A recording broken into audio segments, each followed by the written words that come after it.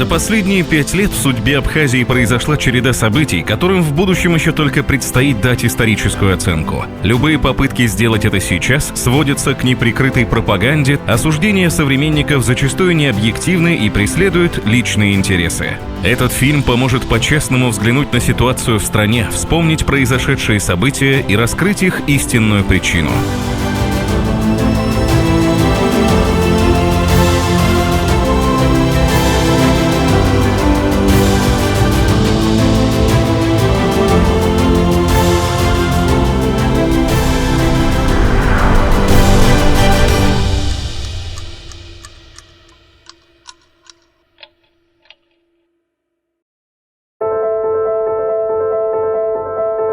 Абхазия давно определилась с главным внешнеполитическим вектором, предполагающим стратегическое партнерство с Россией, не отрицая при этом налаживание дружественных отношений со всем внешним миром. С приходом к власти действующего президента республики Рауля Хаджимба в его адрес не раз приходили упреки и опасения того, что он не пользуется доверием и поддержкой Кремля, и это, конечно же, осложнит отношения Абхазии и России и негативно скажется на развитии страны. Но так ли это? В этом случае лучше обратиться к конкретным фактам. Сотрудничество с Россией требовало перехода на новый уровень путем расширения правовой базы взаимодействия сторон, и в 2014 году между Сухумом и Москвой прорабатывался проект нового договора. Вскоре после вступления в должность президент Абхазии Рауль Хаджимба и президент России Владимир Путин на первой официальной встрече подписали договор о союзничестве и стратегическом партнерстве двух стран. Сегодня между нашими странами подписано порядка 130 соглашений, которые предусматривают отношения в различных сферах. Мы сегодня комплексно продвигаем наши союзнические отношения, наше стратегическое партнерство, которое выражается во взаимодействии в таких сферах, как социально-экономическое развитие Абхазии, в вопросах, связанных с гуманитарно-культурным сотрудничеством, в вопросах, связанных с безопасностью Республики Абхазия, а также в координированной внешней политике между нашими странами. Конечно же, необходимо отметить тот факт, что без личностных взаимоотношений между руководителями, наверное, сложно было бы претворять в жизнь все эти процессы. Регулярные и плодотворные встречи президентов обеих стран с каждым разом открывали для Абхазии все больше возможностей для социально-экономического развития и обеспечения безопасности республики.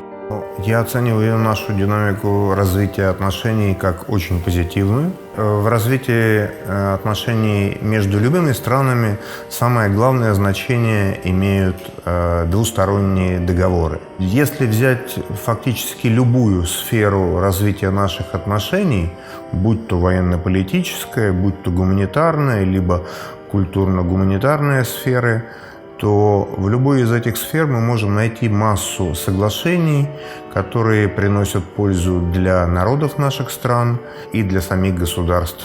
Россия продолжает оказывать политическую помощь и содействие в укреплении международных позиций Абхазии, оставаясь главным стратегическим партнером и гарантом безопасности республики. Сегодняшний уровень взаимоотношений России и Абхазии определяется двумя главными факторами. Это история и геополитика. Все остальное – это производное и исходящее от этих факторов. Динамика наших взаимоотношений, абхазско-русских взаимоотношений, развивается в достаточно позитивном и в достаточно динамичном плане. Если эта динамика сохранится, будет в дальнейшем большей гарантией, что Абхазия станет твердо на ноги. А мы постоянно любим говорить, кто ответственен во взаимоотношениях с нами. Но мы иногда забываем, что мы тоже ответственны перед другими, с которыми мы имеем отношения. Вообще все мы, живущие в Абхазии, ответственны за то, чтобы наше государство состоялось. Внешняя политика Республики Абхазия довольно длительный отрезок времени пребывала в затишье. Ни ярких достижений, ни значимых перемен в отношениях с остальным миром. Но все изменилось в мае 2018 года. Кропотливая и плодотворная работа Министерства иностранных дел, Торгово-промышленной палаты под руководством Геннадия Гагулия, парламента республики и ряда других государственных ведомств при посредничестве российских коллег принесла долгожданный результат. 29 мая 2018 года сирийская арабская Сербская республика признала независимость Республики Абхазия. Вслед за признанием последовал и официальный визит абхазской делегации в Сирию, что привело к историческому событию. Президент Абхазии Рауль Хаджимба и президент Сирии Башар Асад подписали документы о взаимном признании и договор о дружбе и сотрудничестве двух стран. Признание состоялось, да, прошли продуктивные встречи, не одна рабочая командировка, но для торгово-промышленной палаты это досталось дорогой ценой. В первую очередь это трагический уход из жизни основателя и первого президента торгово-промышленной палаты, а для республики в целом это уход из жизни государственного деятеля, человека, который трижды в жизни довелась такая миссия занять эту должность и возглавить правительство нашей страны. Когда правительственная делегация, проделав долгий путь, возвращалась из Сирии домой, произошла авария, унесшая жизнь премьер-министра Абхазии Геннадия Гагулия.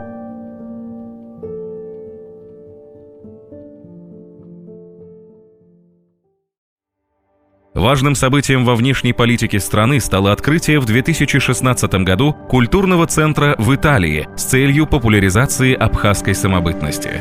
Очередным мостом сближения абхазского и итальянского народов стало дипломатическое представительство Абхазии в Италии, которое было официально зарегистрировано в 2017 году в городе Бари. Delle attività anche umanitarie da parte afghana nei confronti di nazioni amiche, come ad esempio il Venezuela. Circa un mese fa ci siamo incontrati con l'ambasciatore del Venezuela in Italia a Roma, abbiamo discusso e preso accordi di dare un piccolo aiuto umanitario, di organizzare e portare in Venezuela dei farmaci che stiamo già facendo e a breve partirà la nostra delegazione per il Venezuela per donare questi farmaci. Параллельно продолжают активно развиваться отношения и с другими зарубежными партнерами Абхазии, число которых пополнилось Иорданским хашимитским королевством. В марте 2018 года Абхазию посетила парламентская делегация из этой страны. Укрепляются связи и с родственными народами Северного Кавказа, вставшими рядом в тяжелый период, когда решалась судьба Абхазии. Создан, например, Абхазский культурный центр в Нальчике. Наше Министерство культуры и охраны историко-культурного наследия, оно работает неплохо в контакте с этим культурным центром. Такие же центры сейчас создаются в Майкопе, в Черкесске. Мы должны все время на культурном уровне хотя бы поддерживать эти связи. Абхазия была и остается многонациональной республикой, в которой мирно соседствуют различные народности с их традициями, обычаями и вероисповеданием. При этом государствообразующий абхазский этнос вследствие исторических событий находится на грани демографической катастрофы. Национальной идеей, призванной кардинально решить демографическую проблему этноса в абхазском обществе, считают репатриацию – возвращение на историческую родину соотечественников, проживающих в других странах мира. С этой целью усиливаются дипломатический и культурный обмен и взаимосвязи Абхазии с турецкой, сирийской и иорданской диаспорами. 4 мая 2018 года решением руководства повышен статус Государственного комитета по репатриации, который уже в качестве министерства введен в структуру правительства. Репатриация связана не только с вопросами возвращения этнических абхазов на историческую родину, но тут присутствуют и другие не менее важные факторы. Репатриируются интеллектуальные ресурсы, бизнес, капитал и современные технологии. Этот процесс с каждым годом набирает обороты. А в общей сложности за этот период впервые свою историческую родину посетило более 2000 наших соотечественников. Это большая цифра для нашей маленькой Абхазии. Все эти люди получили паспорта гражданина Республики Абхазия. Они уже связаны со своей исторической родиной. Помимо этого, я могу сказать о том, что более 150 семей, не учитывая число членов семьи, получили жилье здесь, в Республике Абхазия.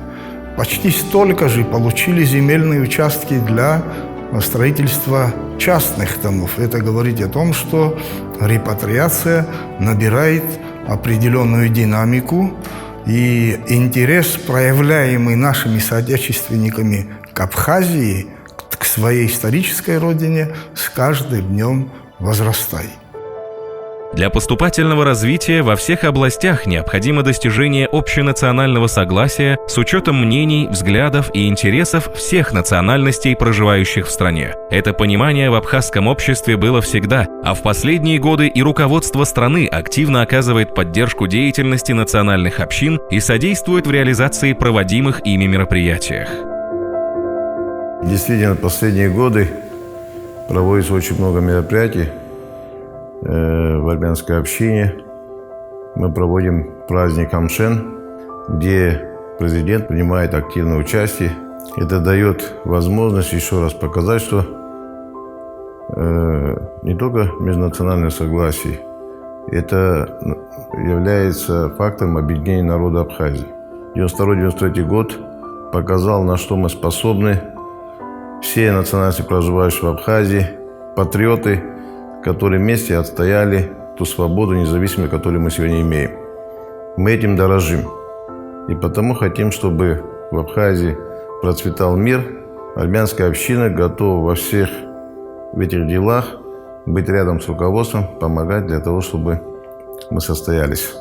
Руководство Абхазии за последние годы, мы обращаемся периодически с какими-то проблемными вопросами, как от организации, кому-то материальную помощь оказать, кому-то там, какие-то житейские проблемы решить в том числе. То есть нормальная идет реакция на это дело, помощь, какую может на сегодняшний момент, я считаю, государство оно оказывает. Не увидел лично на себе никаких там притеснений здесь, среди там, что ты там приезжий и так далее. Такого тут нету, наоборот, народ открытый.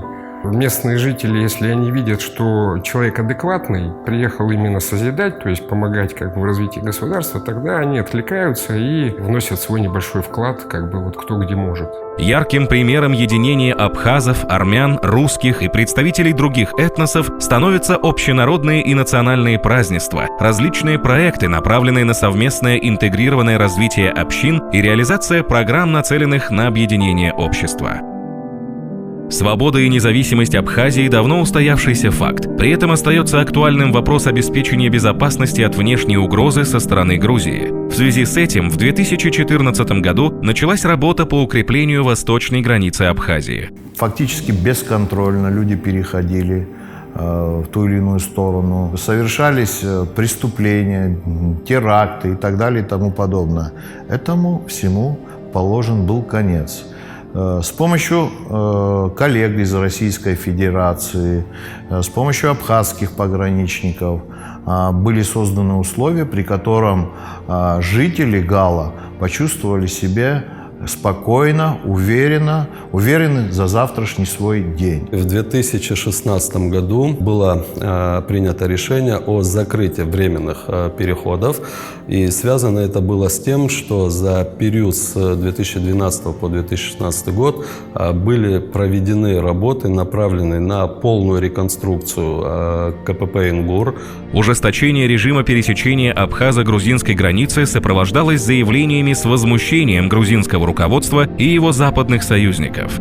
США призывают вновь открыть эти пропускные пункты, чтобы дети могли ходить в школу, чтобы у местных жителей была возможность торговать, посещать родственников и обращаться за медицинской помощью, заявил представитель Госдепартамента США Марк Тонер 7 марта 2017 года в связи с закрытием 2 пунктов пропуска на государственной границе Республики Абхазия по реке Ингур. На сегодняшний день можно отметить, что между населенными пунктами ездит постоянно рейсовый автобус, который абсолютно комфортно довозит людей до пограничного перехода по КПП «Ингур». И какой-то необходимости и так называемой гуманитарной катастрофы ее не существует в принципе. То есть граница работает в штатном режиме, и все те граждане Абхазии и жители Галского района, которые нуждаются в переходе на приграничную сторону, имеют возможность пересекать границу по реке Ингур в установленном порядке. Кроме того, взят под контроль процесс незаконного предоставления абхазского гражданства и массовой выдачи паспортов лицам, обладающим гражданством Грузии. На основе решения парламента Республики Абхазия введена система предоставления вида на жительство. Эти и другие меры способствовали улучшению криминогенной ситуации в Галском районе, что позволило заняться развитием инфраструктуры и улучшением облика города Гал. Идет восстановление линий электроснабжения и водоснабжения, создаются условия для развития сельского хозяйства. Начат процесс восстановления абхазских фамилий мурзаканского происхождения. По инициативе главы администрации Галского района Тимура Надарая и при поддержке руководства Абхазии учреждено и успешно функционирует Галское телевидение. Множество проблем остается в правоохранительной системе Республики Абхазия. Пока еще недостаточно эффективны меры, направленные на борьбу с криминалом, неотвратимость наказания в отношении распространителей наркотических средств, виновников ДТП. Мы не смогли продвинуться в плане реформы правоохранительной системы. Там нужны серьезные изменения во всем блоке правоохранительном. В этом плане это те реформы, которые реально назрели, и все чувствуют, что, я думаю, в следующие 5 лет, кто бы ни был президентом страны, это главное все, как бы придется начинать и проводить именно реформу. Очень болезненная будет реформа, будут непопулярные меры, но без нее мы дальше двигаться не сможем в строительстве нашего государства. При этом надо отметить, что Министерством внутренних дел предпринимаются меры по структурному реформированию, проведена реорганизация ряда подразделений, штатная оптимизация, усилен блок криминальной милиции и оперативно-розыскной деятельности. Благодаря этим мерам растут показатели раскрываемости преступлений и уменьшается общее число преступлений. Также резко возрос коэффициент деятельности Управления по борьбе с экономическими преступлениями и противодействию коррупции. Суммой порядка 128 миллионов рублей только за 2018 год данной службой выявлены от незаконной коммерческой деятельности. В Абхазии, как, впрочем, практически во всем мире, самая актуальная тема – борьба с наркоманией. В этом направлении наркоконтролем МВД достигнуты несравнимые результаты с прошедшим периодом. Буквально за неполные 5 лет выявляемость преступлений в сфере незаконного оборота наркотических средств повышена на 53%, раскрываемость на 51%. Все это говорит о том, что борьба с преступностью усиливается, но ситуация пока еще остается достаточно сложной, тревожной и требующей постоянного внимания. В обществе давно и остро стоит вопрос о необходимости проведения конституционных преобразований. Откровенно говоря, в предшествующие годы в этой сфере наблюдался застой. И, наконец, с 2015 года начался поэтапный процесс конституционных реформ. Успешно проведены реформы, направленные на расширение прав органов местного самоуправления. Согласно новому законодательству, назначение президентом глав администраций городов и районов республики возможно только по согласованию с депутатами городских и районных собраний. Руководством республики были предприняты и попытки реформирования избирательной системы, а именно перехода от мажоритарной к смешанной системе формирования парламента. Президент инициативу проявил, внес в парламент, но, к сожалению, депутатский корпус не смог эту инициативу президента принять, и фактически реформа политической системы в стране забуксовала. Результатом работы над другой важной реформой стало создание новой законодательной основы судебной системы, нацеленной на укрепление независимости судей. Также был сформирован Конституционный суд, без которого невозможно обеспечить строительство полноценного правового государства. Конституционный суд Республики Абхазия создан 22 ноября 2016 года. Он является высшим судебным органом конституционного контроля, самостоятельно независимо осуществляющим судебную власть посредством конституционного судопроизводства. С момента формирования в 2018 году нами уже рассмотрены более 10 обращений обращений граждан, запросы судов и запросы парламента Республики Абхазия. Закономерным шагом проведения судебной реформы стало создание службы судебных исполнителей, позволяющей доводить до конца судебные решения. За период работы и существования нашей службы, то есть с 1 мая 2017 года, нашей службой взыскано более 44 миллионов рублей. Туда входит возмещение ущерба, возврат кредитов, принудительное возвращение с должников алиментов, ну и другие разного рода, санкции. Были и более тяжелые, например, выселение из незаконно занятого жилья с послевоенного периода. Многие проживали более 10, 15, 20 лет. Это, конечно, самый, наверное, сложный участок нашей работы. И по сей день, наверное, не все понимают, насколько это нужно. Даже имея судебные решения, многие годы люди не могли решить свои проблемы. Десятилетние судебные решения, которые, так сказать, пылились в разных, наверное, инстанциях, сегодня только начинаем исполнять данного рода решения. Процесс реформирования – дело не одного дня, но страна уверенно продвигается по намеченному пути. В последние годы тенденция на антироссийские санкции в мире усиливается, что, конечно, не может не влиять на экономику России. Однако в противовес этому она продолжает оказывать значительную поддержку Абхазии на взаимовыгодных условиях. В настоящее время прослеживается положительная динамика развития практически во всех отраслях экономики, но тем не менее уровень жизни населения все еще остается неудовлетворительным. Безусловно, наличие проблем – это неотъемлемая часть развития любого государства.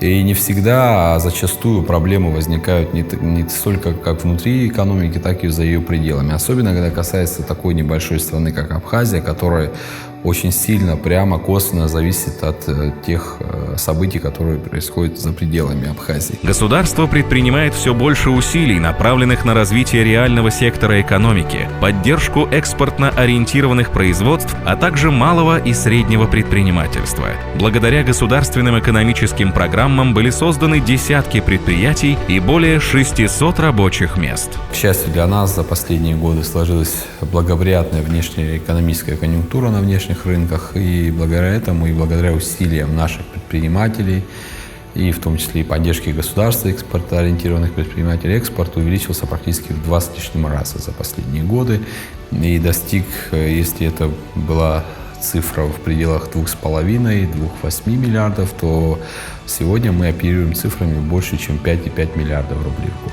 Инвестиции – оплот здоровой экономики и главный источник проведения экономических преобразований в стране. Инвестиционная привлекательность напрямую сказывается на экономической ситуации. В 2015 году для усиления работы в этом направлении было сформировано государственное агентство, главной задачей которого стало содействие и поддержка инвестпроектов. Одной из причин, тормозящих развитие экономики Абхазии, стали внешние и внутренние долги, лежащие тяжким бременем на государстве. В целом, сумма внешних долгов составляет 3,5 миллиарда рублей по железнодорожному, экспортному и банковскому кредиту. Сумма возвращенных долгов на сегодняшний день составляет порядка 1 миллиарда 300 миллионов рублей. Конечно, надо говорить и о субъективных вопросах, проблемы, которые нам до сих пор не удается решить, они присутствуют, их, безусловно, надо решать и откладывать нельзя. Несмотря на все это, конечно, есть позитивные сдвиги, есть то, что внушает оптимизм. Во всяком случае, по всем направлениям, по доходной части бюджета, по внешнеэкономической деятельности, внешнеторговому обороту, по предпринимательской деятельности у нас стабильный рост, то есть идет такая позитивная динамика. Еще одним важным шагом, усилившим контроль за расходованием бюджетных средств, стало введение казначейской системы в июле 2016 года. Также предприняты меры по совершенствованию налоговой системы и ее администрированию. Для решения задач, направленных на развитие рыночной экономики в Абхазии, требовались безотлагательные реформы в банковской сфере. К 2014 году отдельные банки находились на грани развала. Благодаря предпринятым мерам нового руководства Национального банка, уже в 2015 году, по сравнению с предыдущим годом, вдвое больше абхазских коммерческих банков завершили работу с положительным финансовым результатом. По итогам 2016 года доходы Нацбанка составили 64 миллиона 800 тысяч рублей, тогда как в 2014 году эта цифра составляла 28 миллионов рублей. В 2017 году из-за грубых нарушений финансовой дисциплины Нацбанк Абхазии ввел временную администрацию в Сбербанке. Ее целью являлось финансовое оздоровление главного системообразующего банка страны. Впервые за много лет удалось в прошлом году вывести Сбербанк в плюс. Если, скажем, в 2016 году минус 170 миллионов убыток был у Сбербанка, в 2017 году минус 280 миллионов, то в прошлом году впервые за много лет Сбербанк заработал хоть и небольшую, но прибыль. Поменялась работа самого сберегательного банка. Он стал более ориентирован на потребителей, на розницу. И мне кажется, одним из больших достижений, которое удалось сделать, это сформировать культуру потребительского кредитования. Никогда в истории Абхазии не было такого, чтобы массово люди могли получать хоть и дорогие, но тем не менее кредиты. Так скажем, за прошлый год было выдано 800 миллионов рублей, и кредиты получили 7800 человек.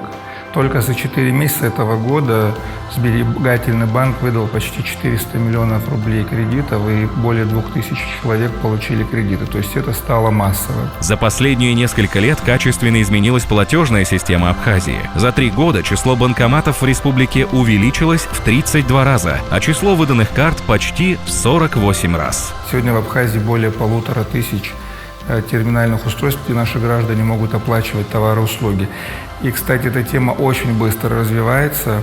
В 2018 году, если 3 года назад всего 50 миллионов рублей было оплачено, то за прошлый год нашими гражданами оплачено 1 700 000 000 рублей при приобретении товаров и услуг картами АПРА.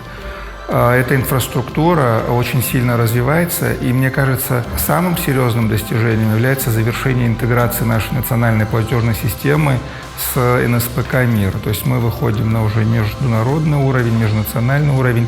Уже в эти дни заканчивается интеграция, то есть держатели карт «Мира», россияне, могут в этом курортном сезоне пользоваться своими картами в Абхазии, снимать деньги с банкоматов, оплачивать товары и услуги.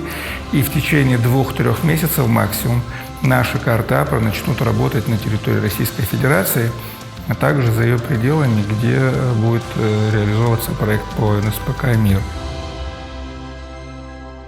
Абхазия во все времена славилась своими курортами, и сегодня количество туристов растет. За последние годы стал популярен не только летний отдых. Приезжие открывают для себя красоты абхазской осени, зимний туризм в горах. Они осваивают все более экзотичные для себя туристические маршруты по Восточной Абхазии, где отлично развивается экстремальный спорт. Решение проблем и успешное развитие крупных госпредприятий республики в сфере туризма позволило в разы увеличить их вклады в государственный бюджет. На примере курорта Пицунда в течение полугода было отремонтировано 4 корпуса. Это, как я говорю об этом, как об историческом моменте. Почему? Потому что известный факт, что это была брендовая здравница. Сразу же изменилась рентабельность предприятия. Сразу же повысились налоговые платежи в 3 раза.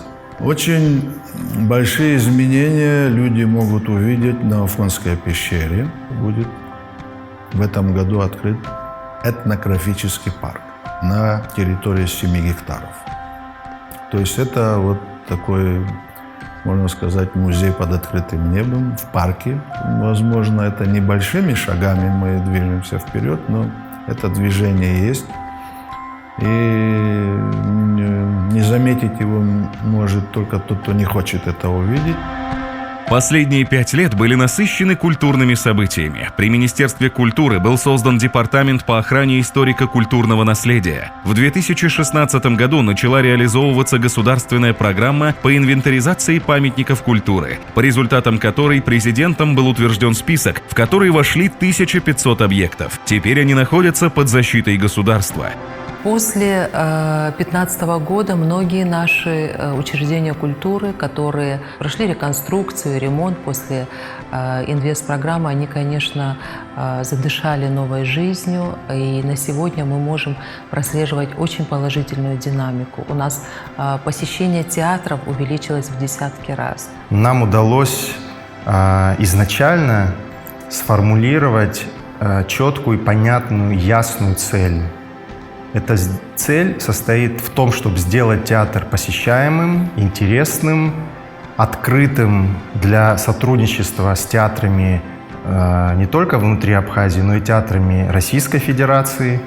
И чтобы наши спектакли пользовались успехом у зрителя, чтобы зритель покупал билеты на спектакли. Мне кажется, нам удалось это сделать. Нас в год посещает более 35 тысяч зрителей. Мы уже сыграли более 300 репертуарных спектаклей, огромное количество гастролей, множество фестивалей. Мы гастролируем, принимаем участие в крупных проектах на территории России, выступаем со своими спектаклями. Один из очень важных пунктов, который остается в нашей концепции, и мы стараемся на него делать упор, это развитие международных культурных связей, это интеграция Абхазии в большой культурный мир. И то, что сегодня Абхазия является площадкой для многих международных проектов, это фестиваль Кибла-Герзман приглашает, международный фестиваль культуры Фазиля Искандера, театральный фестиваль, органный, джазовый фестиваль говорит о высоком культурном статусе нашей территории. Конечно, проблем много, и надо готовить кадры, надо материально-техническую базу усиливать, надо готовить специалистов по многим направлениям, но мы прекрасно понимаем ту реальность, в которой мы есть, и на наш взгляд, тот вектор, который обозначен в нашей концепции культурного развития, с той поддержкой государства можно очень многое делать. Впереди очень много планов, и коллектив очень мотивирован, коллектив хочет работать. Мы расширили труппу, мы думаем о том, что мы должны сами находить возможности и ресурсы для движения вперед. Потому что если все время думать о том, что тебе кто-то поможет, и ждать этой помощи, то ты не сможешь развиваться, ты будешь все время зависеть от каких-то обстоятельств. Благодаря творческой инициативе молодых абхазских кинематографистов и Госкомитета по молодежной политике с 2018 года в Сухуме проводится ежегодный международный кинофестиваль с участием известных зарубежных кинорежиссеров. Фестиваль с каждым годом уверенно расширяет свои горизонты. На второй Сухумский кинофестиваль прибыли признанные мастера киноискусства из России, стран Европы, Азии, Африки. Республика достигает все больше успехов в области спорта. Последние несколько лет ознаменовались новыми достижениями абхазских борцов, боксеров, теннисистов, участников международных состязаний и по другим видам спорта. Чемпионат мира по футболу по версии КОНИФА, проведенный в 2016 году в Абхазии, и победа в нем абхазской сборной дали народу больше, чем просто яркие впечатления. Это событие сплотило всех так, как это было в самые тяжелые для страны времена, и по сей день остается одним из самых ярких событий в истории страны. После нашего удачного выступления на чемпионате мира очень много даже взрослых родителей заинтересованы были, чтобы дети занимались именно футболом. В любом городе нашей страны есть боксерские залы, очень много детей занимаются. В последнее время я заметил подростки, которые начинают тренироваться. Бокс, не только бокс, там карате, борьба, много чем занимаются. Может, это стало им интересно, может, это стало сейчас модно, актуально, но очень много сейчас, в последнее время, залы забиты. На сегодняшний день у нас очень много талантливых футболистов в каждом возрасте. Мы, если собирать будем по каждому возрасту команду и готовить наших последующих дублеров в сборную Абхазии детей, мы будем очень серьезно выглядеть на международном уровне даже. Мне предложили выступать за московский клуб, и мне надо было представлять Россию. Это, с одной стороны, хорошо, там есть большие возможности, много кто помогает, но мы не сможем потом нигде боксировать как представители Республики Абхазия. Я хотел представлять свою страну, и чтобы я мог просто свободно выйти, чтобы у меня на плечах был наш флаг и боксировать как абхаз. Мы все были очень горды, мы очень были счастливы, что мы и защищаем именно цвета нашей республики, цвета нашей страны. Это прежде всего гордость. И мы понимали, что за нами не просто те люди, которые сидят сейчас на стадионе, и не просто сидят, а, наверное, стоят, не было мест там сидячих даже. Наверное, мы понимали, что сегодня решится все. Мы должны сегодня сделать что-то необычайное. Мы должны сотворить как минимум чудо. Это, конечно, сложно, но нам помогают государство, помогают государственные комитеты по физической культуре и спорту. Также помогает компания сотовой связи Aquafon GSM. То есть они дают мне возможность не принимать никаких условий от других каких-то людей. То есть я могу также боксировать за свою страну, у меня есть поддержка. Одно могу сказать, что на сегодняшний день очень, наверное, тяжело хвататься за все. Мы проводим и чемпионаты, мы проводим и внутренние чемпионаты, мы и кубки проводим. Все это тяжело охватить в каком плане? Вот сделать все это в идеале, потому что мы планку сегодня подняли очень высокую на чемпионате мира. И всем хочется, конечно, придерживаться ее. В Гагаринском районе, да, вот у нас сделан стадион, вы знаете, да, что мы имеем возможность проводить сегодня и тренировки круглосуточно, круглогодично, сделали освещение, сделали, в принципе, все условия. Это хорошо, что есть, да, кто сегодня это может сделать и делается. Победы закрепляют в сердцах граждан, переполненных гордостью за спортсменов, веру в собственные возможности и вселяют надежду на лучшее будущее.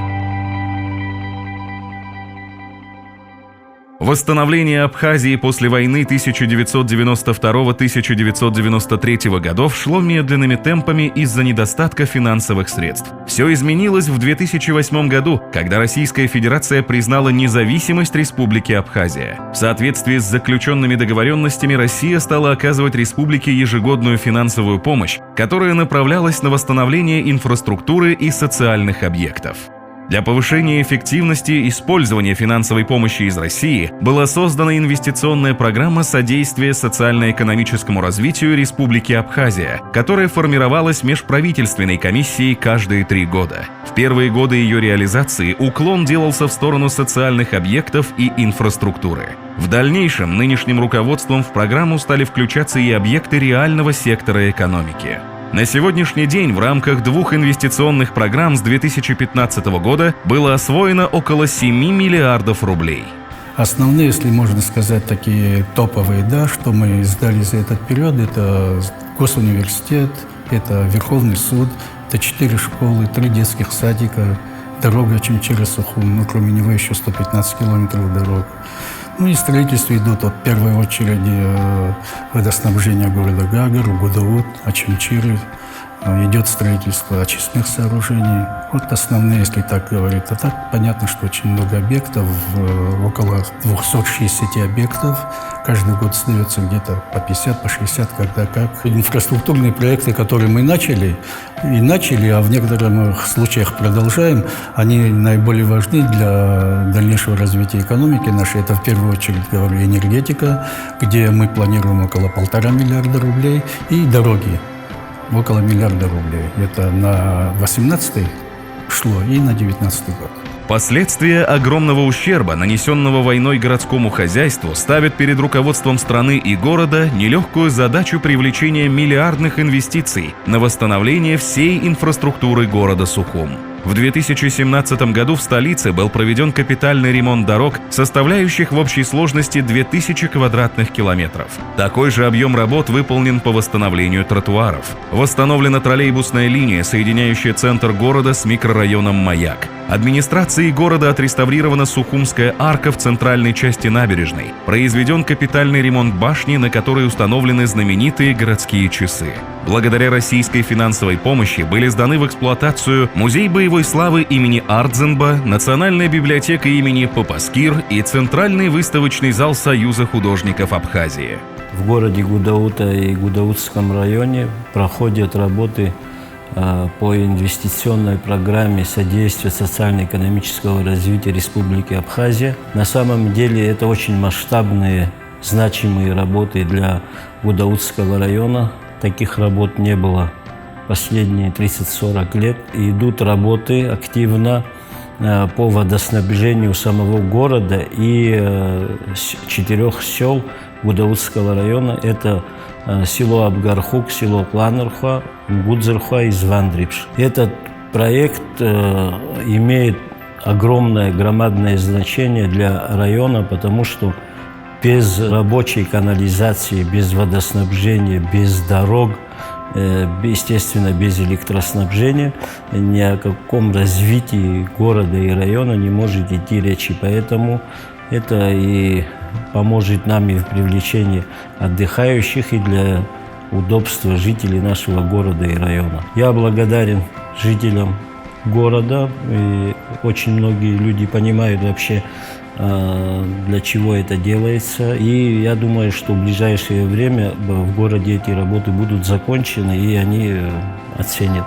Завершен первый этап ввода в эксплуатацию Музея боевой славы имени Дбар. Силами общественности приведена в порядок Гудаутская набережная. Идет ремонт Лыхнинской школы и 3-й школы, строительство нового детского сада в городе Новый Афон. Пострадавший в войне больше прочих город-герой Ткуарчал и прилегающий к нему Ткуарчальский район наконец возрождаются. Приводятся в порядок улицы, асфальтируются основные дороги. В рамках инвестпрограммы проводятся работы по строительству Ткуарчальского рынка. Вложены необходимые средства в восстановление Бедийской дороги.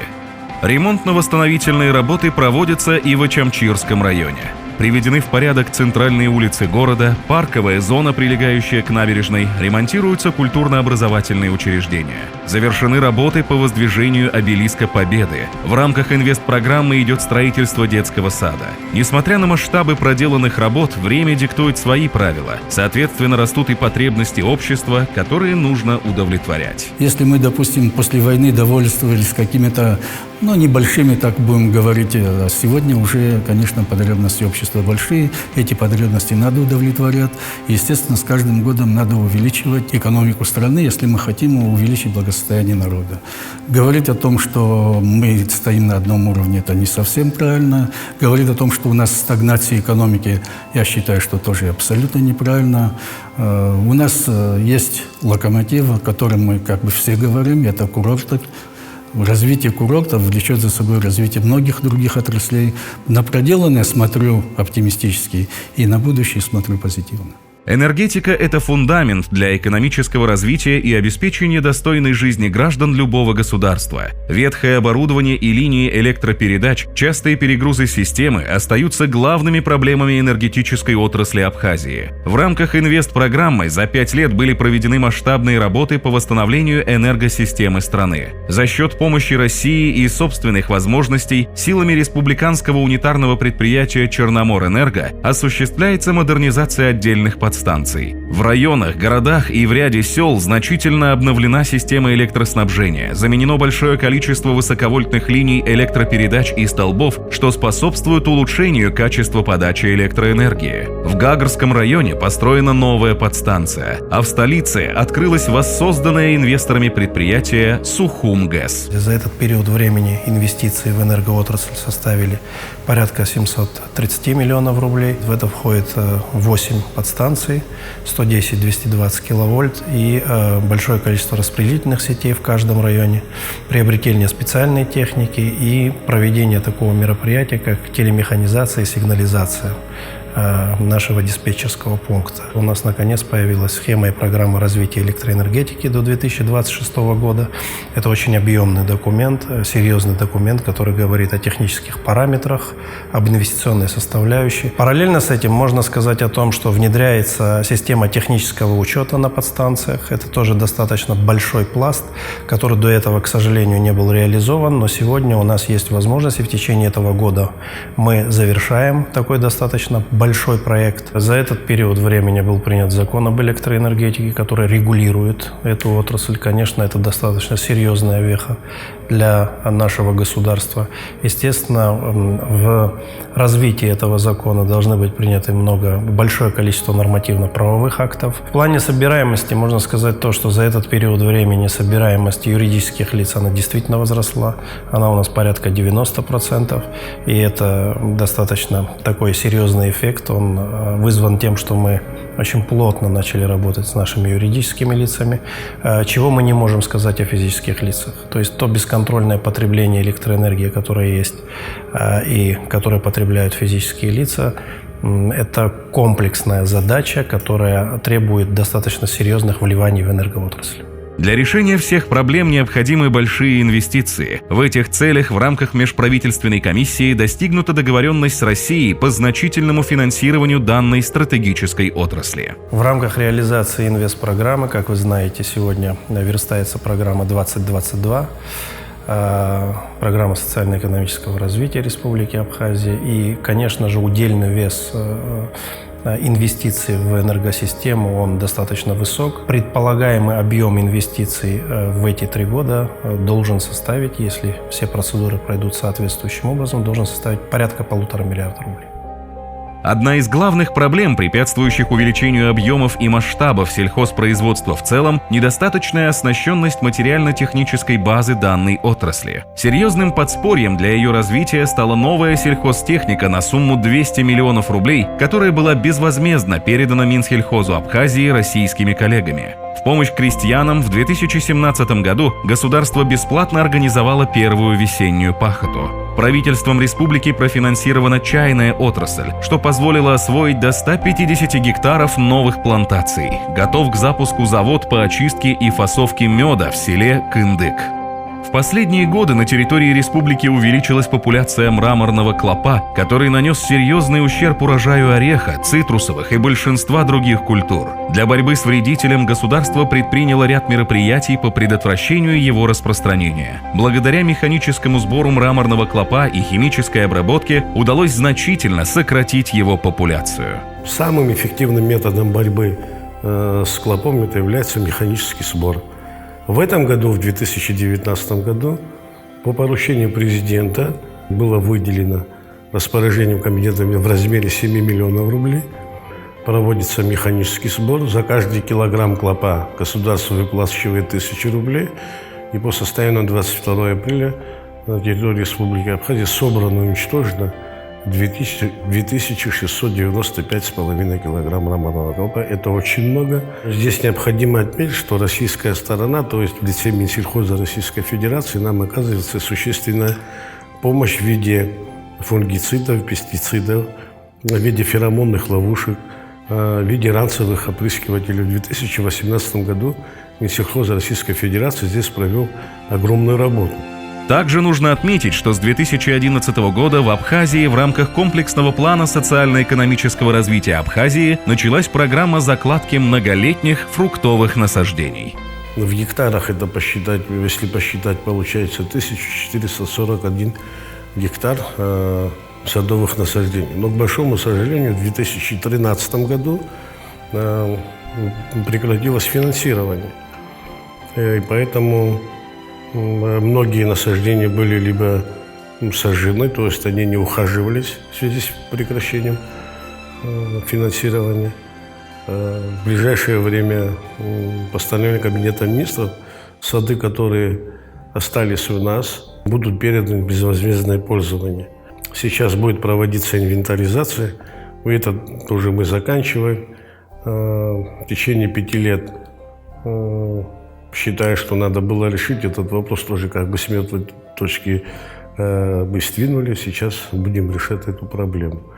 Кроме того, сегодня у нас есть договоренность, это предварительная договоренность с Министерством сельского хозяйства Российской Федерации.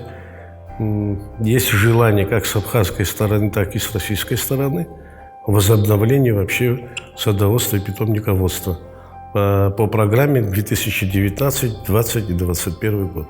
Образование – один из важнейших элементов социальной сферы государства. От его уровня зависит качество будущих кадров. За последние годы правительством Абхазии был решен ряд важных вопросов, которые открывают новые перспективы в данной области. Главным событием за последнее время – это подписание соглашения между правительством Российской Федерации и правительством Республики Абхазия о взаимном признании документа об образовании. Возникали множество вопросов, когда приходилось нашим абитуриентам оформлять юридические документы, где они тратили много времени, сил и финансовые затраты.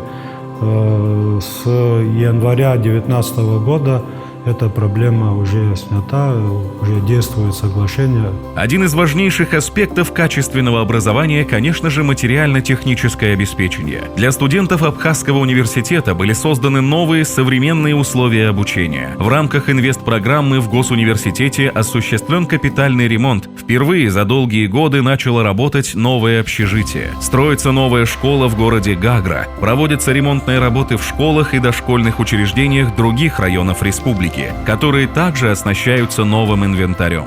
Удалось провести и ряд важных образовательных реформ. Если в Галском районе до недавнего времени учащимся преподавали историю Абхазии по некоторых недоступных школах, селах, по программам и учебникам, которые выпускались в Тбилиси, то сегодня с приходом нового главы администрации по договоренности и согласованию с Министерством образования обучение идет по программам, утвержденным Министерством образования Абхазии.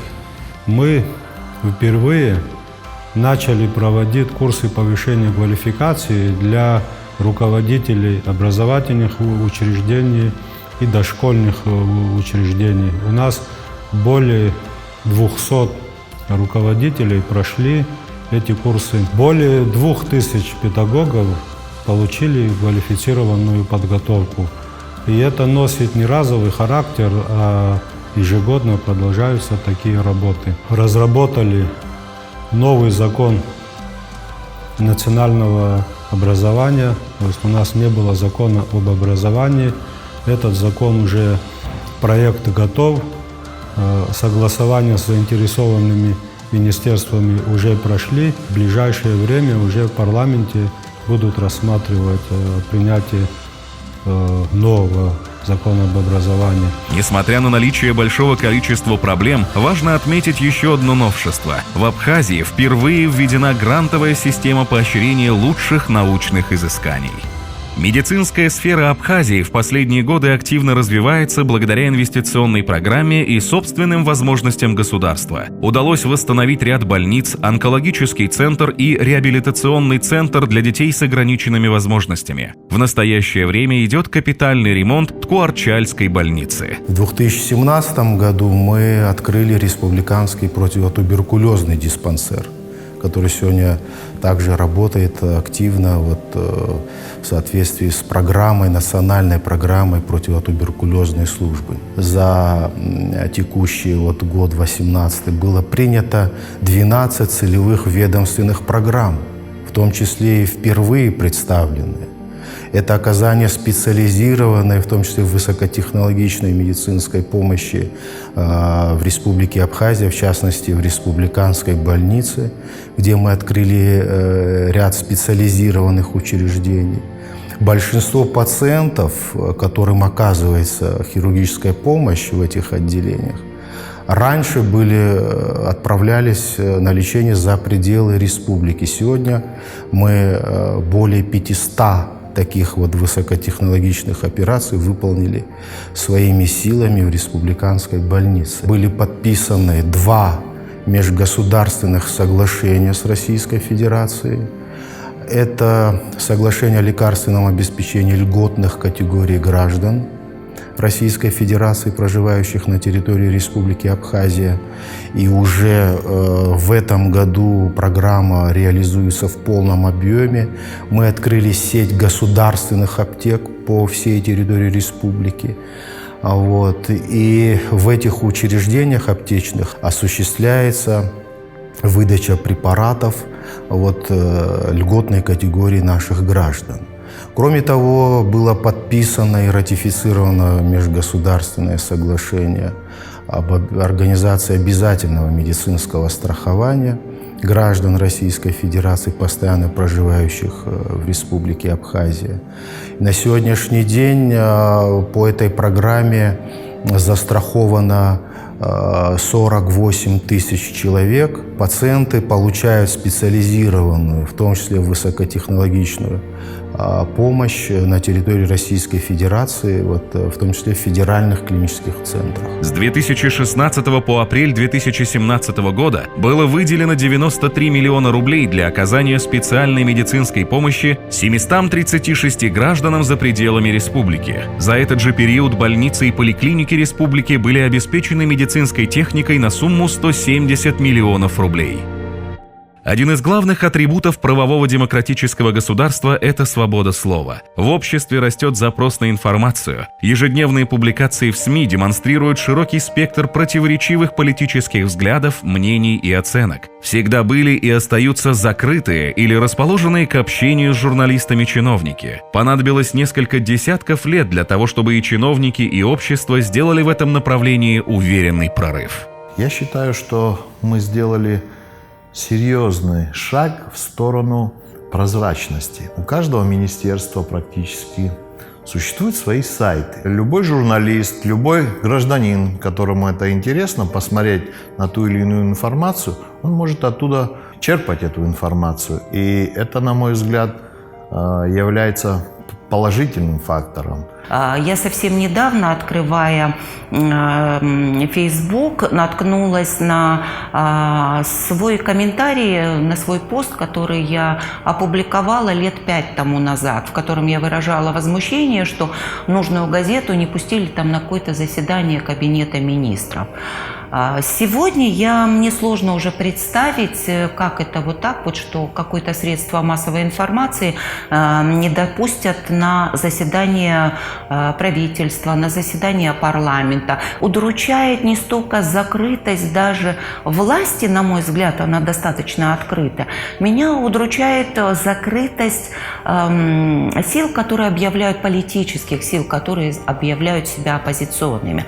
Ни для кого не секрет, что большую часть информации во все времена журналисты получали от оппозиции, то есть источников первоначальной информации. Да, она проверялась, перепроверялась, но источником первоначальной информации чаще всего была оппозиция. На сегодняшний день сложилась такая странная ситуация, когда оппозиция больше дистанцируется от журналистов и от СМИ вообще, чем, допустим, те же чиновники, депутаты парламента и другие официальные государственные структуры. И в этом смысле ситуация за несколько лет в доступе к информации, в вопросах доступа к информации, она изменилась кардинально. Внутриполитическая ситуация – это совокупность конкретных обстоятельств в политической жизни общества в определенный период времени, которая составляет динамичную картину социально-политического бытия. Залогом значимых результатов государственной деятельности зачастую является стабильная внутриполитическая ситуация страны. На пути становления и развития современной Абхазии обозначился ряд положительных тенденций, но была и другая сторона медали, которая откликалась волнениями и бурной реакцией в обществе. Политическая обстановка у нас в стране была достаточно напряженной. Она порой, к сожалению, доходила до критического момента. Вот этот пресловутый штурм МВД. Как бы ситуация ни развивалась, что бы там ни было, какие бы причины не были озвучены, но это был момент, тяжелый момент, очень серьезный момент нашей государственности. Мысли, может, разные были у тех, кто посылал туда людей, но по факту мы должны сказать, что это был процесс направлены против государства абхазского. Но хватило мудрости нашим политикам, лидерам общественно-политических организаций, партий, движений, чтобы избегать такого опасного противостояния. Были моменты такие, но хватало всегда мудрости не переходить черту. Мы смогли это сделать все вместе. И огромная заслуга и людей, и огромная заслуга в этом и руководства нашего государства. В целях ослабления политической напряженности и с учетом мнения оппозиционных сил руководством страны предпринимался ряд компромиссных шагов. В состав Конституционного суда была избрана кандидатура, представленная оппозиционной партией. По такому же принципу был избран и назначен генеральный прокурор. Были предоставлены возможности и по некоторым другим управленческим сферам. Если вот хорошо присмотреться к той конфигурации, которая складывалась, именно присутствие оппозиции в исполнительной власти делило ответственность за происходящее. К сожалению, тогда оппозиция не смогла предложить кандидатуру. И фактически дух этого соглашения был перечеркнут. Оппозиция, которая сперва требовала этот пост вице-премьера, вдруг отказалась. Когда мы совместно с представителями оппозиции вели бы эту работу, делили бы и ответственность тоже. К сожалению, от ответственности такой они отказались, не смогли определиться по некоторым членам Центра избиркома. Потом оппозиция предложила кандидатуру нынешнего генерального прокурора, потом же сама же через некоторое время потребовала его отставки. Смысл всей этой политической борьбы, к сожалению, за эти 5 лет заключался не в том, чтобы найти консенсус какой-то и работать вместе. К сожалению, он заключался в таких радикальных позициях, когда речь могла только идти о смене власти. Страна весь этот период все время жила тем, что были какие-то забастовки, перекрытие дорог. Трудно в таких ситуациях говорить о реформах политических, которые необходимо проводить, о согласии, потому что когда проводишь реформы, они часто будут непопулярными, то должно быть согласие всех политических сил. Без этого мы никогда ни с каким президентом без согласия всех политических сил мы не можем добиться тех результатов, которые хотим добиться для того, чтобы Абхазия процветала. В судьбоносных вопросах защиты и отстаивания общенациональных завоеваний, достигнутых ценой огромных жертв, необходимо взаимопонимание политической элиты и единство всего народа. Именно единство и привело Абхазию к победе и независимости 25 лет назад. Благодаря сплоченности народ-победитель встал на путь развития и сегодня продолжает идти вперед, воплощая заветы предков. Сегодня над свободной республикой гордо развивается знамя победы. Здесь помнят и чтят свое прошлое и продолжают жить настоящим. Разным, порой непредсказуемым и сложным, но мирным, поистине свободным и независимым.